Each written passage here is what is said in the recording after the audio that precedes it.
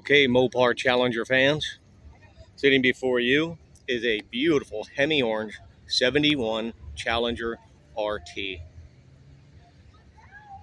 And looking at the paint and body, you immediately notice that the car is nice.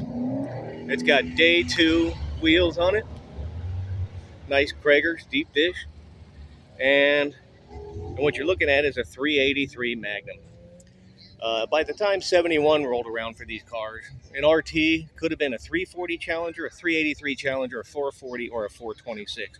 There were 4 engine options for the RT. Traditionally, the RT would be a 440 or a 426, but then by 71, again, they relaxed the rules and you would get all these different cars. But remember, it's not always about the 440 or 6-pack or Hemis. These 383 cars were very respectable. And this particular one is exemplary. That's my new word of the day, exemplary. And the car fits it aptly because it is quite beautiful. Good attention to detail. New chrome tips on there, and those sound awesome. When that 383 is burbling, it always sounds really good.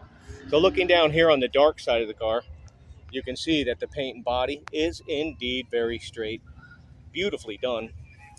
And these 383 cars, there were far more of these made, and the 340s. Most of our American youth remember these as the ones. Only the big boys could get the Hemis. So, taking a look at the front, the modern Challenger, its grill was based on this 71 grill, if you'd recognize that. For a lot of years, the modern Challenger wore that 71 grill. So, but looking down at this car, it's got a certain look to it. The stance is good.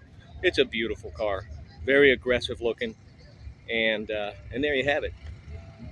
1971 383 RT Challenger in Hemi Orange here at Holly Mo Party. This is Gause Garage. Thank you.